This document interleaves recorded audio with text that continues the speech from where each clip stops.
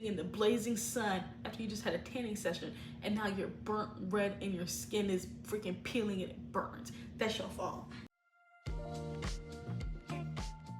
Hey guys, it's your girl Sierra. Welcome back to my channel. This video is going to be a deep dive into Nicole Polizzi's book, A Sure Thing. Y'all said y'all wanted this video, so here we are. I finally read the book. I don't know why it took me so long. Like, I started the book, I got the chapters 1 through 5, and then I just kind of like plateaued. And then like the other day as I'm filming this, I was like, you know, I'm gonna go ahead. I just need to read the book. I need to read the book. I don't know why I keep putting it off. Maybe it's because I also want to play Sims. So I ended up reading the book, and I finished the book in one night. I'm like, what took me so long? You know what? That's my problem. That's my fault. But I will say, overall, this book was good. This book was really good. So I'm going to break it up into chapters. So chapters 1 through 5, 6 through 10, that type of thing. Give my notes. I have my notes down here of the book. At the end, I will give like my complete final thoughts. I did say it's good, but I want to give more of like a thorough analysis at the end of the video. So I will be doing that. So let's go ahead and start off with chapters 1 through 5. All right, so our characters introduced are Gia Spumante, I think that's how you pronounce it, and Isabella Bella Rizzoli. Gia and Bella are cousins, and they're best friends. And literally, I will tell you this much. Within just like the first, I think it's like in the first 3 pages, there's a part in there, I swear to you, disclaimer, and just disclaimer, but also I would say, what's the other word for it? Allegedly, or I think, I'm not saying this is exactly it, but Bella is literally described as JWoww. I don't know what it is. Like literally, there is a part in the book, I'm gonna find it.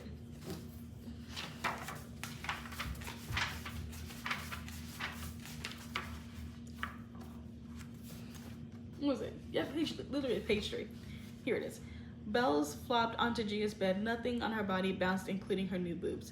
They were Bella's birthday gift to herself when she turned 21 a few months ago. She waited her whole life for her tits to grow and finally gave up on Mother Nature and returned to Dr. Rosenberg. He boosted her from a 32B to a 34D.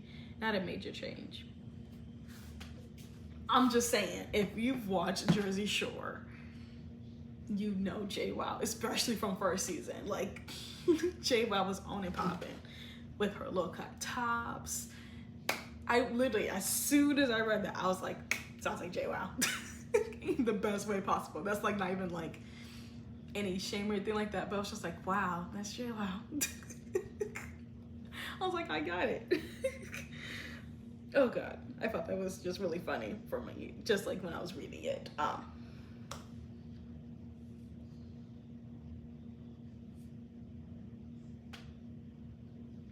We get some background story on Bella's crazy ex, who kind of sounds like Gia's ex from first season.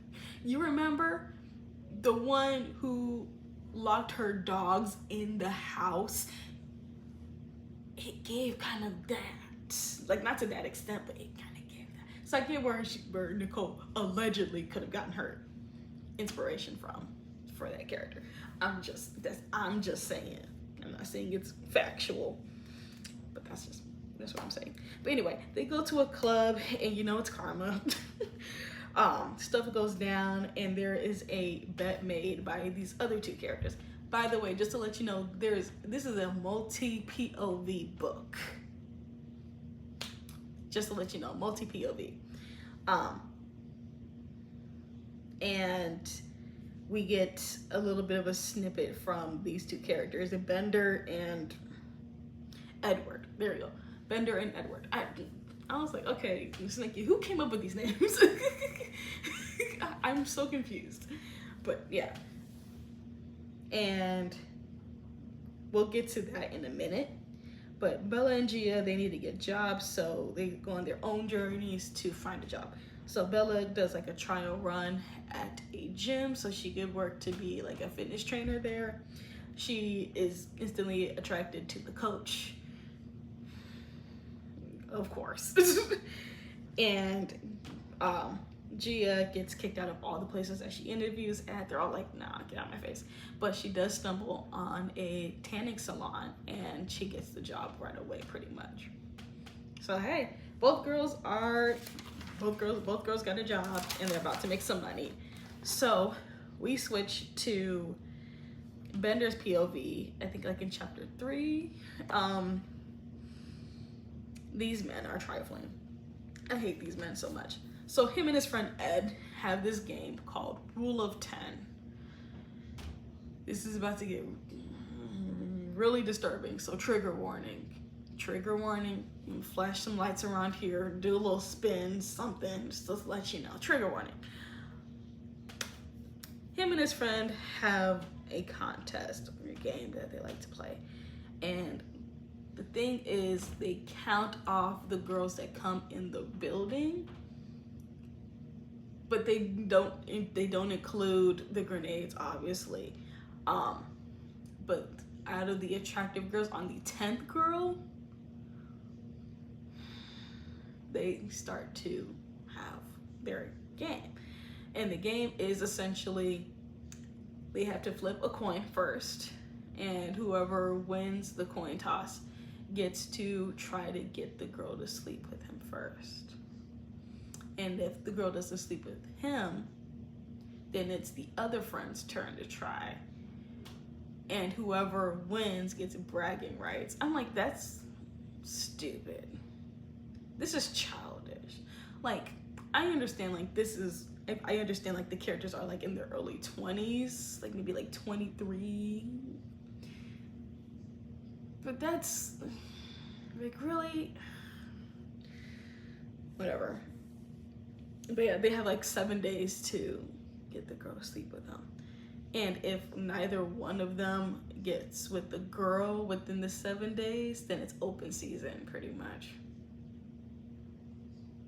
And they both get to do whatever it takes to get the girl to sleep with him. I know, I'm disgusted. You're disgusted. We're all disgusted. Oh, God. And guess who happens to be the 10th girl? Bella. I'm like, this girl just literally experienced the worst of the worst with her ex. And he's a freaking like, I would say like class 3 stalker. Like he's not class 1, like he's not that much of a stalker, but he's a bit of a stalker. And now you got these two guys playing a game just because you walked in through the bars. You know what? I'm so done with men. I'm so done. And that's just from the first 5 chapters. Oh, that had me stressed out when I read that part. I was like, I don't know, y'all. I don't know if I can do this, but I'm gonna keep doing it. Next up is chapters 6 through 10. So Gia gets invited to a party after helping a customer out for his tanning session. His name is Neil. And on the ride to the party, because Bender's driving, Bender's being weird and he's obviously being flirty and just being odd, but Gia picks up on it. Gia's like, no girl, not that dude. And he says like some sly comment when Gia struggles to get them to the party, like she has like the wrong address or she like read it wrong, and he says something under his breath. I forgot what he said, but he called her on her name pretty much. But Bella's like, he probably didn't say that. I'm like, oh my God, is Bella gonna be that character that's gonna get on my last nerves?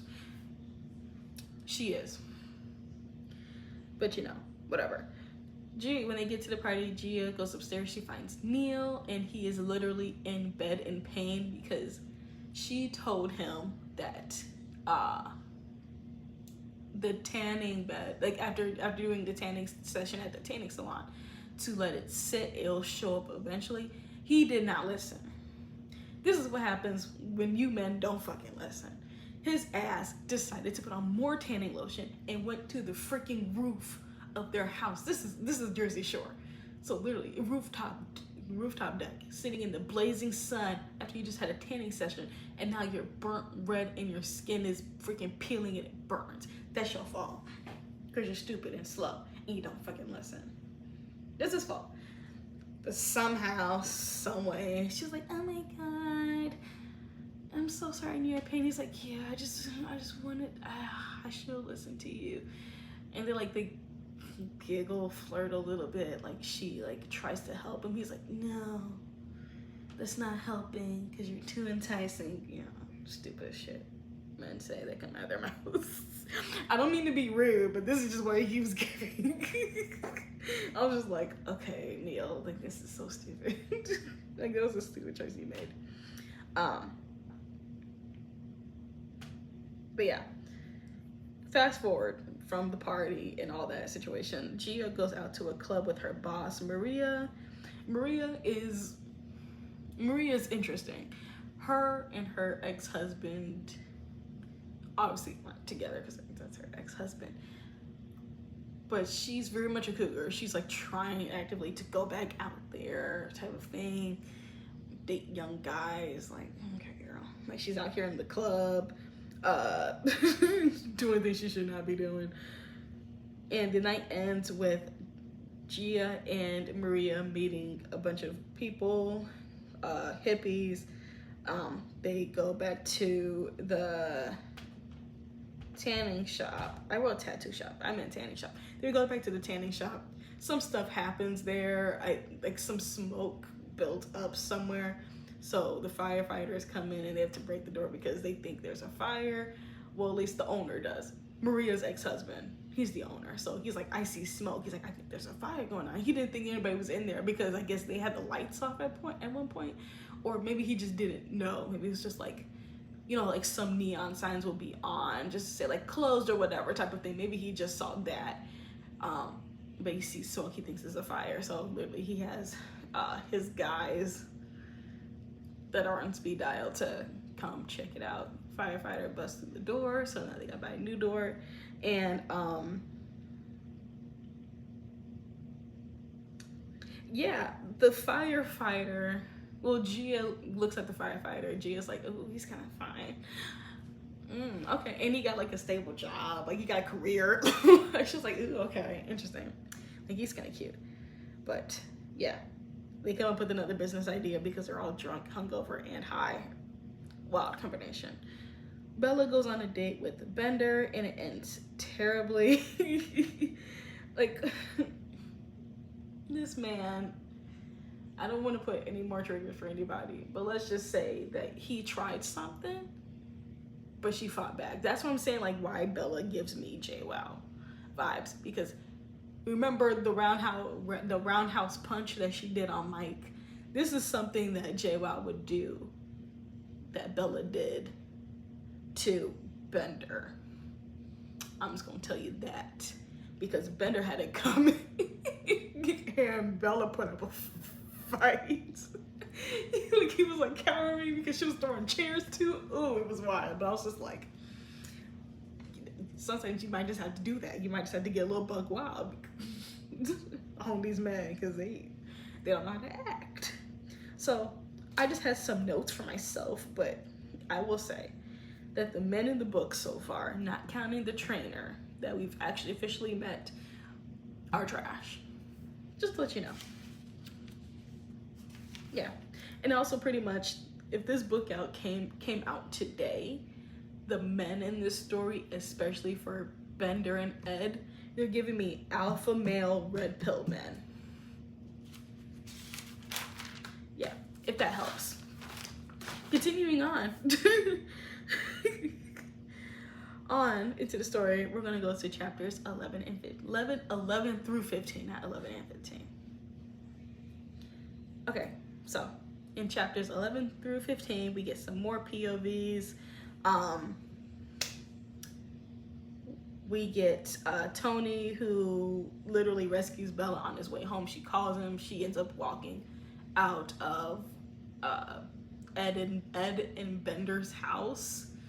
that's probably gonna be like a whirlwind to say. I might just say one of the characters. I might say just Ed. I might just say Bender. But she leaves their house. And calls Tony for backup. She does try to call Gia first, but Gia's not answering. She's like, oh my fucking god, because Gia is such a spaz. Gia cannot keep track of her phone. She can't keep track of nothing. Like, she's always losing stuff. It's undiagnosed ADHD. It's giving very much that. ADHD, ADD, all the above. Like, that's what Gia is giving. Very much just like all over the place. Tony picks her up on his way home from seeing a Vin Diesel movie with his grandma. They do it every time there's a new movie out. I'm like, oh, he's so sweet. But I'm also like on edge at the same time because these men are disappointing me left and right in this book. So I'm like trying to be like, oh, that's sweet. Interesting. You know, just trying to like keep it cool, keep it chill. Gia almost gets attacked by a shark.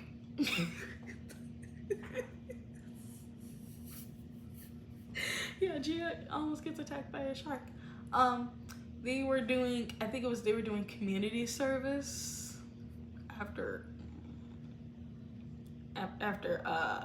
something I forgot already.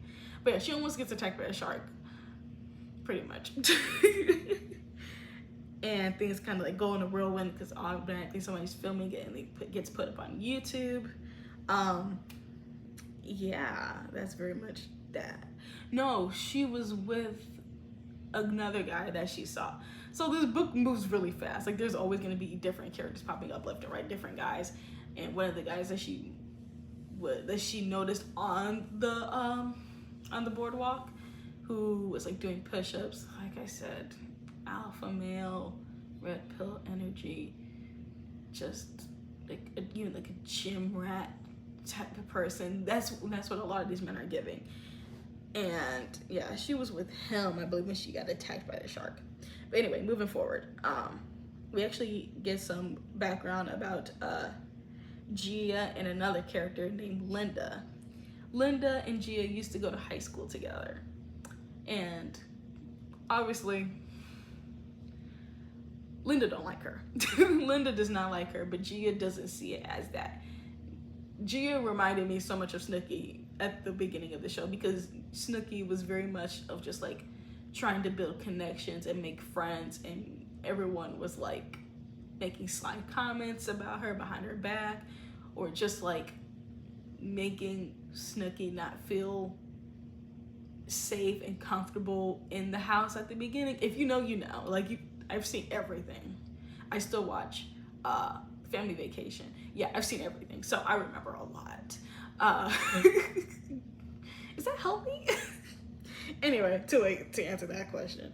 But yeah, Linda doesn't like Gia. There's some tension from high school where there was an incident that happened. It was supposed to be a prank by the cheerleaders, and everyone participated except for Linda, because Linda was like, oh, let's actually not do it. Let's do a different prank.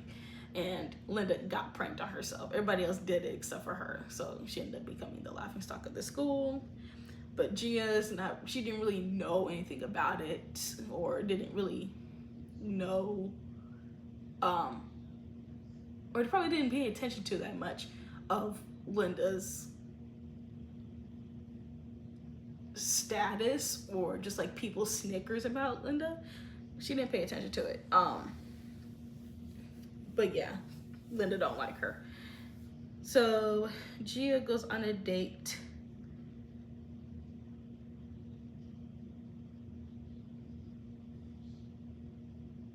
Right, my bad.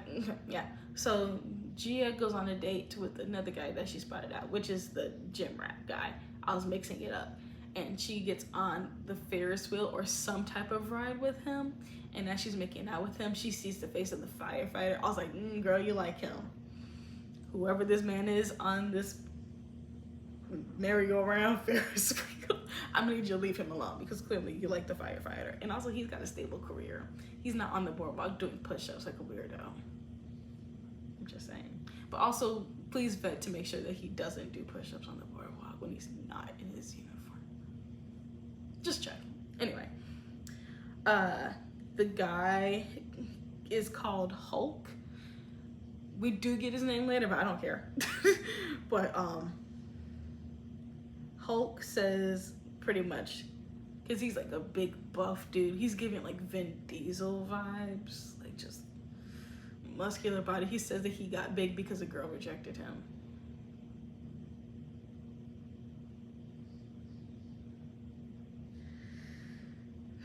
Man, am I right? Anyway.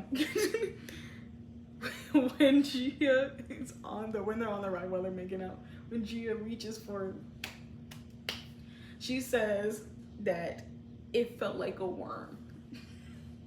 I was just like, what is happening? There's like so much happening in the story within the first 15 chapters, and I'm not even kidding you. Like, this is wild. Absolutely nuts. All right. Chapters 16 through 20. So Tony gives Gia and Bella a rundown on why most Jews' heads have tiny things. I don't know if it's science. I don't know if it's actually true, like the science behind it. But that would be interesting if that's actually true. I don't want to read it, just in case. I don't know. But you'll have to know. Pretty much it was just like different not chemicals, but like certain things when it comes to like taking the steroids, it reduces testosterone or something like that. Like it messes with everything pretty much, which I think steroids, yeah, they do. They mess with stuff. Any type of drug is going to mess with your hormones, and it's going to cause a hormonal imbalance regardless. So it could be true. I'm gonna say like maybe 60-40, 60 true, 40% probably not. But I mean, that would be really funny. So yeah, if you meet a guy who's really big and buff, check to make sure. Don't waste your time, okay? Unless that's your cyber thing, but whatever. But yeah, A for effort. I would say that, like, if that's true, okay. But yeah, Tony and Bella, they have like a cook-off to see who can make the best chicken parmesan, and Gia is the judge. It's cute. They're all just hanging out. Like, Tony's cool. Like, okay. But things take a turn. So Bella and Tony, they end up going upstairs to her room and like making out and like just really connecting. Gia over here, oh my god, this girl. We know the oven has the oven cleaner button, right? Or like the auto clean button, whatever it says, either like oven clean or auto clean, depending on your stove. I don't know what the fuck it says. But she thought that the oven will also clean the dishes. Yeah. She left the dishes in there and she thought it was gonna clean the dishes in the oven, causing almost a fire. Well, not really a fire, but a lot of smoke, soot, burn marks everywhere. The whole kitchen gotta get renovated. And who comes back? The firefighter.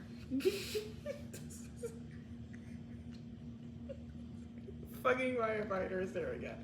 He's just like, what is happening? Every time we come out here, it's always literally these two girls. And I think it's the sheriff. The police also show up. And he's literally just like, oh my god, what the hell now? Like, literally, we just had to deal with you like twice already. This is like your third situation, girl. Get it together. But we get to meet Frank, who is the firefighter. He is determined to get her a gift. So really in one of his chapters, he's trying to figure out what to get her. I was very nervous. I was like, okay. Frank, please don't make me disappointing you, okay? Don't be weird. Please don't be weird. And then in the next chapter, by next chapter, I think I mean like chapters 12 or 13, something around that range. Maybe 14, I can't remember. Anyway, But Tony apologizes to Bella for pulling away after they were making out. He said that he didn't really want to like alter, or like he didn't really want to change anything about their connection, but also because he is her boss. So he's kind of just like, oh, we gotta stop there. But she forgives him. This boy is smitten with her. Okay. Tony's just like, okay. She kisses him on the cheek. He's just like, oh my god, I'm gonna melt. Amazing. And Gia gets Frank's gift, and it's new slippers. I was like, okay, thank God it's not creepy. He just got her new slippers because of the soot, burn mark stuff from the vacation house they were staying in. So now they have to live in a hotel, and I think hers just got damaged or whatever. Maybe they got left behind, so he got her some new slippers. Chapters 21 through 25. So Gia has like a meet and greet at the hotel because, let me go back a bit. After the situation with the shark, she becomes YouTube famous for pretty much saving the shark, and also for our iconic line. I think it was like, "Don't eat me, bitch," something like that. And so people actually end up starting like making T-shirts, and they're selling it on the boardwalk. Everyone's like, "Oh my gosh, she's such a celebrity!" So she's getting like free drinks. She can get in anywhere. People are like being like, "Oh my god, yes, it's Shark Girl!" Like, yeah, so cool. This is definitely like the very beginning of YouTube because my god, this is the weirdest person. This is the weirdest situation to like make popular. I'm just saying, but she does a meet and greet at the hotel that the manager correlated because the manager is also friends with, I forgot his name just that fast, with Maria's ex-husband. Maria's ex-husband is the landlord for the vacation home. He is the property owner, my bad. He's the property owner for there. And so he's like, you know what? Thanks a lot. Now I'm gonna put you in a hotel. And so they get situated when they're at the hotel. Yeah. So Ed, the other douche, pulls the like, it's his turn now because clearly that did not work out with Bella for Bender. It's Ed's turn now, and he does the opposite of what Bender did. Now he's doing the whole like, oh, I'm not into you, like ignoring her or being like, oh, you're not even that cute. I'm actually here for Gia. She's so attractive. Straight men will be the death of me. And it works on Bella because she's like, oh my god, now I want him to notice me. So she's like dancing, trying to get his attention. I'm just like, girl, have some more, not even morals, but like have some dignity, please. Like, don't let this man shake you up like that. Please don't. To make up for the kitchen situation, Gia promises to fix up Stanley. That's his name, Stanley, Maria's ex-husband, for Stanley to get Maria back because he wants to be with her. Maria's doing the whole flippy floppy. She's like, I want to be a cougar, I want to drink or whatever. And she's also like still talking a lot about Stanley, where it's just like, are you over him or not, girl? Like, make up your mind type of thing.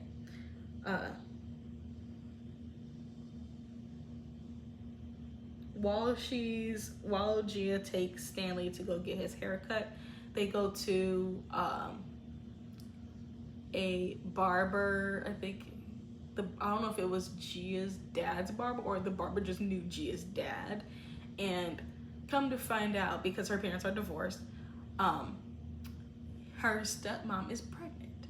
So she gets like a flashback to when they got divorced and just the trauma of it all and how difficult it was to experience that. It doesn't specify how old she was when it happened, but there is a scene later on in the story, I'll just mention it now, where pretty much when they were like right before they divorced, like when the parents were fighting, Gia got in the car because she wanted to try to stop him from leaving. Like, he was getting ready to leave. He pulled Gia out the car and he drove off. Men are trash. Well, men in this book are trash. I guess I was gonna say that. But yeah.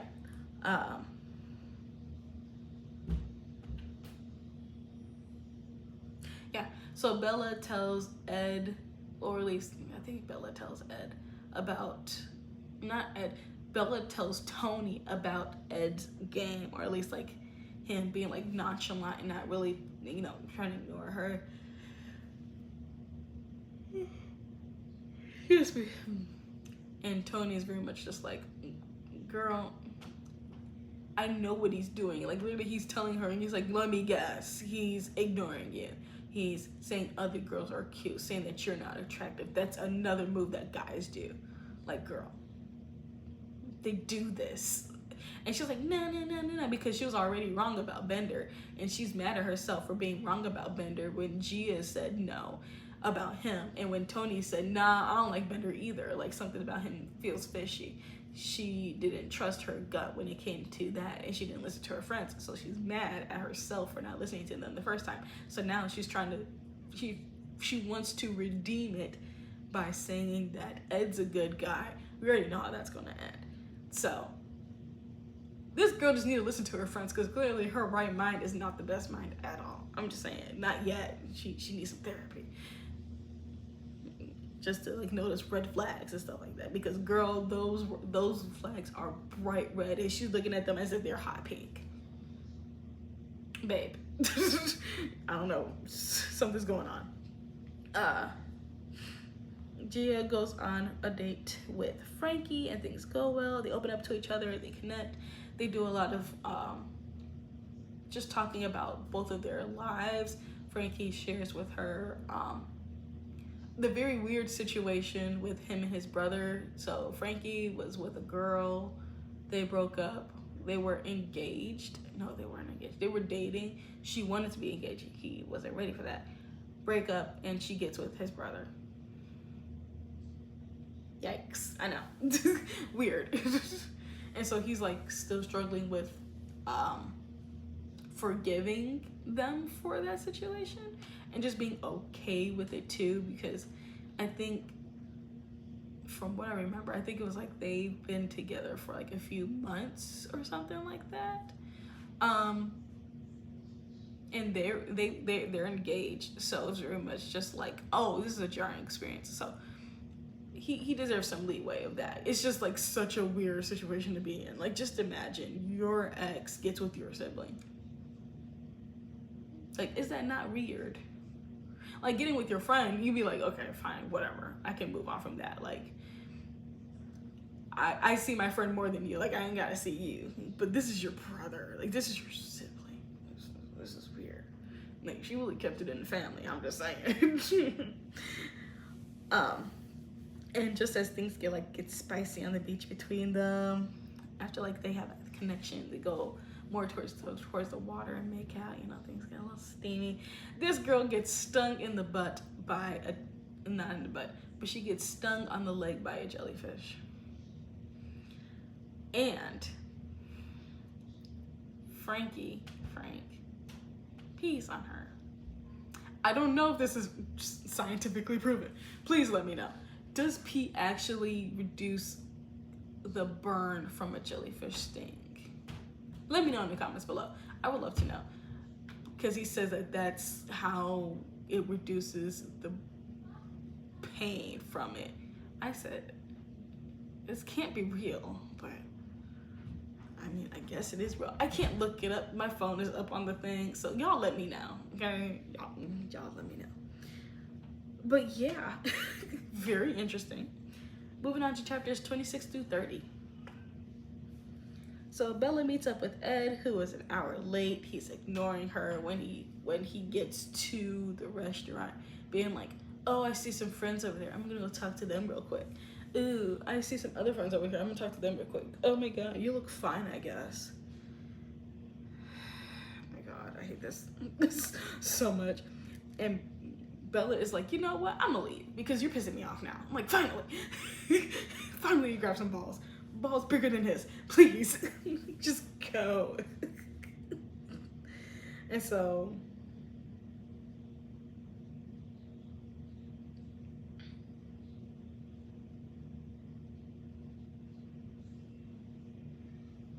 I forgot. Hold on a second.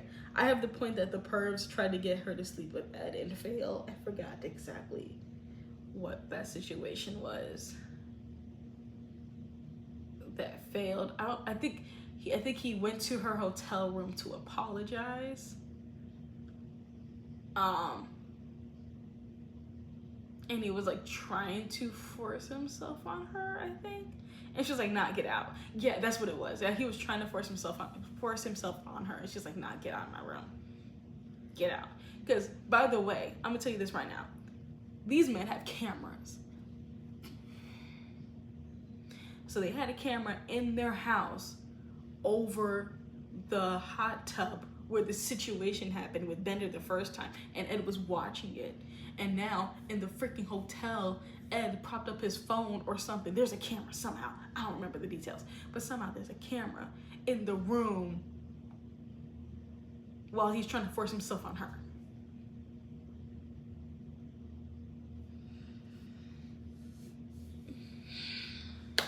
These men need to catch all the hands and the knives and the bats and the pew-pews. They need to catch all of them. These men are revolting. Oh my God, I swear I hate them.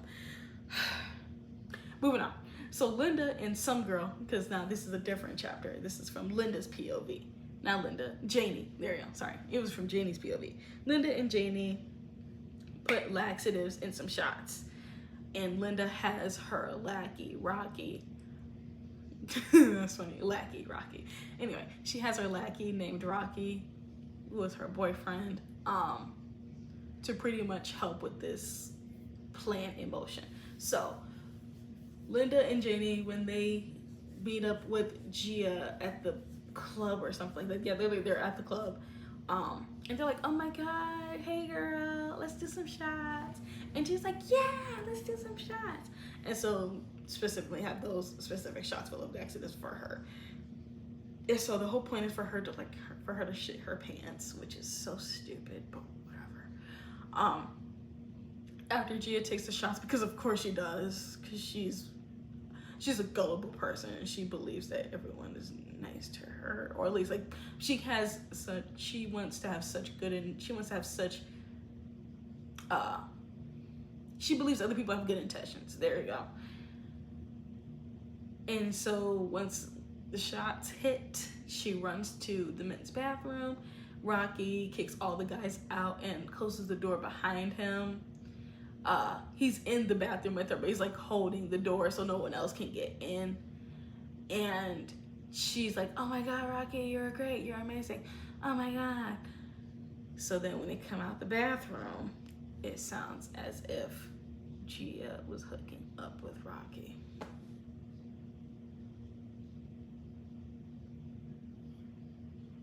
I don't know how that's embarrassing, to be honest, because this book came out in what, 2013, 2014, whatever the fuck this year was. Let's see, where's the year? 2011. The height of partying, especially because of our show, Jersey Shore. They've done a lot of embarrassing things. Hooking up in the bathroom is literally probably one of the embarrassing things, but it's not the most humiliating things. So I don't understand how that became such like a big thing. Like, we've seen JWoww piss at the rooftop bar behind the actual bar peeing. Okay. But whatever. Like, I'm just saying, but whatever. But somehow that's like, oh my God, you have fun with Rocky, oh my God. All the guys are like, hey, you dog, when he comes out the bathroom with her, and she's just like, what? I'm just like, girl, you're too trusting. You're too trusting. So, Ed left a letter on Gia's bed that pretty much is a letter to on the envelope. It says Gia's name, but the inside the letter is technically for Bella. So Ed is pretty much just trying to get a rift between them so they can get a chance to sleep with her, to get Bella away from Gia. Because Gia walked in. Gia walked in and was like, get out of here, Ed, get out of here. I don't like you either. Get out. So he's like, you know what? We gotta kick her to the curb. We gotta get her out so we can get in. Literally. So Gia reads the letter. And pretty much it pits the girls against each other. Because Gia's like, well, what are your issues with me? Because Ed writes in there, it's like, oh my God, thank you for trusting me with everything and all your problems with Gia. Like, oh my God. So Gia's like, what problems do you have with me? And Bella pretty much says exactly what I said. She's like, you forget everything. Like, you're not in your right mind. You don't have none of your shit together. Like, what the fuck is wrong with you? She's like, your phone is in the fucking fridge. You can't keep track of shit. You don't know where your fucking keys are. You don't know anything. She's like, you don't have anything together. You don't know what you want to do with your life. You don't know anything. I was like, oh, yeah, heated. Yeah. So they have a fight. Gia is blowing up the bathroom, and then they get kicked out of the hotel the next morning because the manager is like, my guess next door above and below said they heard pipes rattling from you taking too many shits. They've heard yelling, fighting, screaming. They're like, get out. So yeah, now moving on to chapters 31 through 35. So now they're officially kicked out of the hotel and they're back at the house, and luckily Stan's there to let them in because I believe it was because Bella didn't have her keys on her at the time, because that was around the time of I don't even remember, but somehow Bella doesn't have her keys, but Gia's keys are inside. All her shit is inside. She didn't grab not a damn thing when he said like grab all your shit or whatever. I think Bella did have her keys. Maybe she did have her keys, but she wanted Gia to open up the door. And she was like, typical, you don't have your keys. I'm like, damn, Gia, you really don't have shit together. But Gia finds her phone and her keys, and they get ready to leave. They realize that the Honda is gone. Their car is gone. They like just realize, like literally they get out of the house, they have their suitcases. They're like, wait, where's the car? And Stanley's like, what do you mean? I thought y'all knew. They're like, no. So the Honda's gone. Anyway, moving forward. So word got out about Gia being in the men's room. Yeah, people talk, and especially at that time, everybody knows each other, or at least knows of each other, and then knows somebody, Everyone's texting each other, calling each other, leaving messages, Skyping, whatever the thing is. They're doing everything, Facebooking, MySpacing. They're like, oh my God, did you hear her? She was in the bathroom hanging out with Rocky. So the word gets out, and Frank hears about it, and it's just like, you know what? I know you're not my girl, but I don't want a girl that does that type of thing. He's like, I don't know I don't own you, and you're allowed to do whatever you want because you're grown. You're like, you're not my girlfriend. But I don't like this situation, so I'm a bounce. I'm like, damn it, Frankie. But good for setting your boundaries. So I do appreciate that for him. And so Gia's pretty much just like, oh my God, everything's ruined now. And just as like they're both feeling really bad, especially after their fight and everything that's been going on, their moms arrive, and so they actually end up talking to their moms and having much needed conversations in terms of their own separate lives, what was going on, especially like with Gia, her mom and her dad and her stepmom, that whole situation of just how they broke up and everything like that. And then for Bella, it was more so of her going back home to run the family business, and she didn't want to. She deferred to go to NIU for a year already. So was it a year or 2 years? I forgot, but she had deferred for a while already from going to NYU to work for the family business. So this whole summer was pretty much her just like trying to do whatever she wanted to do before going back home and running the business. So her mom tells her, "Nah, girl, we sold the business." What? They sold it to Mariano's. They were like, she's like, "So you mean to tell me that you had me believing I was gonna be working there, and all of a sudden now you selling it?" They're like, "Well, yeah, we got a lot of money for it, so now we can retire." She's like, "Okay, never mind, we're fine." So that gets resolved, and Gia and Bella make up too. When they get back to the house, they finally get over everything that they've been through. And apparently Tony took the car to fix it. I don't know what else to say. Moving on. Chapters 36 to 40. So there is no indication of how Bella and Tony made up after... I don't even remember. I think they did make up. To be quite honest, I think I just forgot about that part. But yeah, they're making out, they're connecting, they're doing the damn thing. Gia dances with Rocky when they go to a bar, and Rocky's like, "I'm gonna be honest, I'm gonna tell you this right now. Linda and Janie put laxatives in those shots." She's like, "God damn." She's like, "What the fuck?" So yeah, she finds out. Bella and Tony, they bump into a guy that knows Ed, and by knowing Ed, knows Bender, and tells Bella and Tony about Ed and Bender's rule of 10 game. And so she's like, "Oh my God, are you kidding me? I was a victim of their ridiculous game to pretty much grape women and drug them." Oh my God, yeah. So they're pissed. And so the girls, they prank Linda and Janie. It's so funny though, because Gia at first is just like, "I'm just gonna pretend to be like, yeah, girls, hey, yeah, you know, still friends or whatever." Nah. She used that against them, which was actually good. So she ends up giving Linda and Janie free free spray tans. And so when Linda and Janie go to get their free spray tans from Maria, they end up writing words on them. So then when they leave and it finally like sets in, it just says everything. It says like, you know, all the curse words. There's phalluses all over them.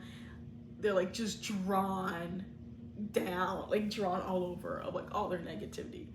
And the thing is, Janie didn't know. She actually went to work. Like she woke up, she didn't look in the mirror. She just like threw on her uniform because she was late anyway. And the cute guy at her job was like, "You know, it was some word on her forehead." She was like, "What?" So then when Linda tells her, "Take off all your clothes right now," because she was at home and she finally saw everything, she was like, "Oh my God." It was so funny though. I was like, that's petty shit I would do. That'd be amazing. Oh God. And we jump to the last chapter where Frankie gets word that the bathroom thing didn't even happen and that Gia was given laxatives. So he's like, "Oh man, now I feel bad." And then he goes on YouTube because he's seen the video of Gia with the shark several times. Like that's how he was like, "Oh my God, like she's so cute. Oh my God, it's her." Like that type of thing. Like he was like always watching the video. But he found another video of Gia, Bella, Linda, and Janie fighting. He was like, "What happened?" And he was like just recently posted too. So he was like, "What the hell is happening right now?" So boom, let's jump to the end of the book. So chapters 41 to the end of the book. There's 45 chapters. They end up in jail. Because obviously you can't fight in public. Is it like public indecency or something like that? Something like that. Yeah, and then while in the jail, Linda spews out all of her shit when it comes to Gia of being like, everything just comes so easily to you. Like, you don't even have to work hard for it. Everybody just loves you. She was like, well, yeah, because I'm actually nice. And I see the positive in things. She's like, I'm a good person because I genuinely try to be a good person. And so that's why Gina's just like, I'm so confused. Maybe if you ate some food, because they were starving themselves bulimic. She's like, maybe if you ate some food, you guys could, I don't know, learn to love yourselves and be nice people. That's pretty much what Gia was saying. And I'm not mad at her because obviously when you're not eating, you're also causing hormonal imbalance. I'm just saying. And things that would normally just be like angry to you or just like, oh man, that's a moment and it'll pass, it can get heightened. I'm just saying. And that's when Gia actually finds her purpose there and really just comes to terms with that she loves life and she loves spreading positivity and just being in the moment of loving life and just being with people around her that really truly support her and supporting other people. She's like, that's what I want to do. She's like, regardless of what it actually is to do that, that's what I want to do. It's just, I want to love life and I want to love the people in my life and create a lot of positivity and light for people. I'm like, there you go, girl. To me, I feel like she would be like a good motivational speaker. That's just me. Anyway, Gia and Bella get bailed out by Frankie. Gia and Frankie hook up. Then we get to the ultimate revenge. Now this one was freaking good. So Bella, their plan is to get back at Ed and Bender, right? Right. Bella gets drunk with them, and literally when she sees them, because she knows that they are, but they like convince her, being like, oh my god, we just met, oh my god, I didn't know about you, oh my god, this is cool, let's pretty much all like drink or whatever. And she lures the guys to her room, and the guys are drunk, but they're still determined to do their thing. And just before the guys start, Tony comes in with a paintball gun. It just looks like a regular one, and threatens to unalive them and unalive Bella and unalive himself. So very much like a scorned lover type of situation. And as this is happening and Tony shoots both of them and it just comes out as red paint, then Jeff, Gia, and Frankie barrel in and they also shoot them with red and green paint. The green was an accident. It was supposed to be red. And obviously Ed and Bender are still completely drunk. They're like, oh my god, I'm bleeding. So like they're freaking out. So funny reading it. And then Bella beats their asses pretty much. She was like, that's what you get. You know, like punching them. She's like punching in the, yeah, everything. I was like, this is great. I love it. So that's like their revenge. And they're like, we'll never do it again. She's like, yeah. It was so wild and so much going on, but it was so good. And the fact that that green paint came out of nowhere, they're like, no, it was supposed to be red. Sorry. Like, just a small mistake. I was dying laughing. I kid you not, I was dying at that part. So after that, we don't hear from Ed and Bender again or see them in the book. Gia goes on another date with Frankie and he surprises her with his brother and ex-girlfriend. So he finally is coming to terms of forgiving and accepting them as a couple and into his life, which is growth. Okay, this man was already grown anyway. He had the boundary, he said it, and he was like, I'm gonna cut you off right there. You're not my girl, but what we're not going to do is do this. I ain't about to do this. But Gia was like, do you think you ever forgive them? He was like, I don't know. And now he had time to think. And now he's like, you know what? I'm a big girl. Like, because we don't need to do all that anymore. So, props to Frankie for that. Bella and Tony, they have their own conversation when they go on a date. Separately of like what they expect to do in terms of being together or not being together, like where she was even Tony was suggesting to her for her to move to the shore and have her work at the gym and all that good stuff and be together. But going back to Gia decides to actually not stay with Frankie at the shore. She decides to go to Philly. So she's gonna go back home, pack up, and move to Philly to reconnect with her dad.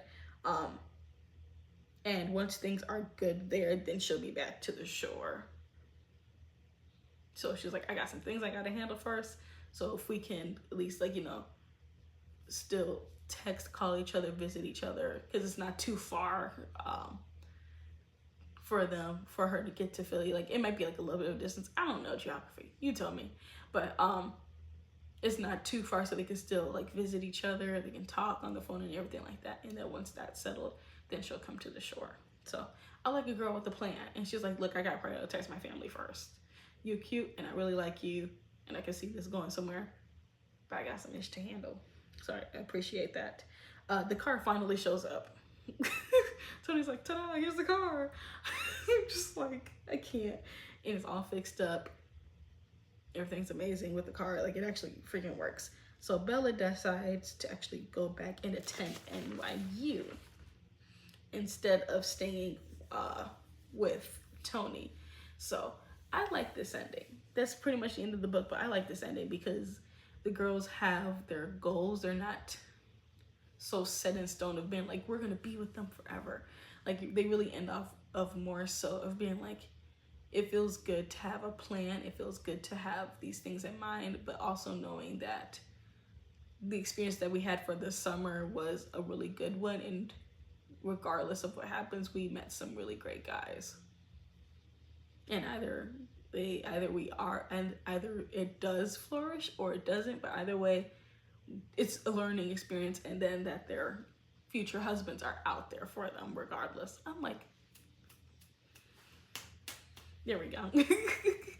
Like, yes, that's exactly the kind of ending that we needed. So that is all for that book. And I would say, like, my final opinion, overall opinion, it was a really good book. I will say that. It's a really good book. The characters are very interesting. The mostly POVs, it did have me for a whirlwind for a minute. I was like, Nicole. We got too many characters with the POV. Okay, I was like, I don't know, like, who are these people? Where are they coming from? But for the most part, there was maybe like one or two grammatical errors that I caught, but nothing crazy.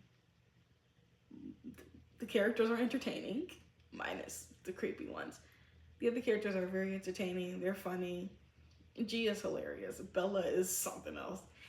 All of the characters felt like exactly like real people. So nothing was like, it didn't feel like, oh my goodness, this is clearly like a fictional guy. Like, hey, you know, some books really do sound like a fictional boyfriend because they sound like super perfect, or they fall into the tropes of a book boyfriend, and none of them really do that. All the characters sounded extremely like real people. Like, we literally have guys exactly like Hulk. We have guys like Ed and Bender, but we also have guys like Frank and Tony who are just good guys who make mistakes, but they learn from them and they grow and they learn.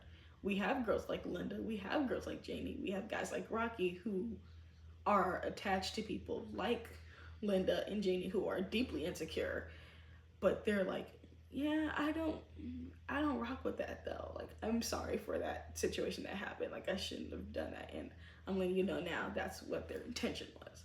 So all these people truly do exist, and that's what I felt like was really that's really what kept me going with reading the book. Like, it just felt like I was literally just stepping into someone's memories from a summer where you're just like, that's what you got up to, girl. That like, it felt like a friend like recapping,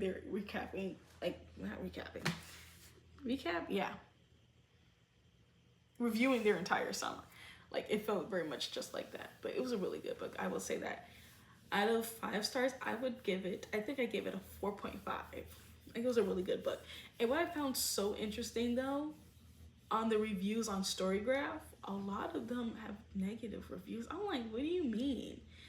Like, people were just like, oh my god, this wasn't it. I'm just like, well, it's not gonna be like it's not gonna be like Pride and Prejudice. Like, I feel like when it comes to certain books, you have to go in it with a right frame of mind. And I feel like for me, because I know the show so well, and I've seen I've seen Nicole, I've seen all of these characters, I know what they're capable of, or at least like I have an image of what they're capable of when it comes to making content, like writing a book. Like Nicole writing a book, I know it's gonna be fun, it's gonna be a little flirty, it's gonna be chaotic, it's gonna be messy. Like, I know that's what I'm expecting. I'm expecting literally for like Nicole to be in this book. Like, just pure chaos. And also, she wrote it it got published in 2011. She probably wrote it in like 2009, 2010, whenever the first season came out. Like, I don't know. Like, it's pure chaos at that time. And so, especially for the going out and club scene at the time too, especially in that setting, being Jersey Shore, it's going to be different from people summering in Maine or something like that. It's going to be a completely, totally different experience. It's going to be chaotic. It's going to be messy. People are going to be drinking. People are going to be doing drugs. People are it's just a different environment. So you just have to know what to expect when going in the book. Like, you just have to be honest with yourself. Like, be honest with, especially like when you're really like navigating the setting of the story, knowing what to expect in that setting. If you're familiar with the author, then you know what kind of work you're walking into, you know what to expect. Or even if it is somebody new, if you just like look at their social media or look at the other books that they wrote, you can get a gist of what you're going to expect. You can't go into all these books and expect something like purely classical. Like, you're going to get just some like raunchy, messy books, and you just got to be honest with yourself. Like, that it's gonna be messy. Like, are you up for the ride? Yes or no? And obviously, if it's like, oh, okay, yeah, I was intrigued to read this, but it's still not good, that's fine. But don't come in this book expecting one thing and getting another. Like, I'm just saying, like, if you know Jersey Shore, if you know, or at least you know the perception of Nicole on the show when she's Snooki, and knowing the history of the show, then you know what to expect. That's all I'm saying. Like, don't be a hater for no reason.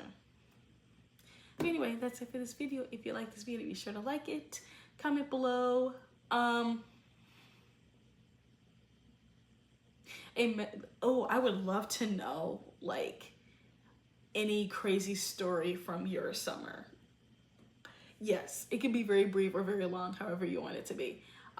Of just like one incident or one situation from one of your crazy summers, because I know we all got them. Not me, I'm boring. But for those that used to go clubbing, who used to go drinking, please share a story in the comments below. I would love to read it. Anyway, until next time, stay magical. Bye.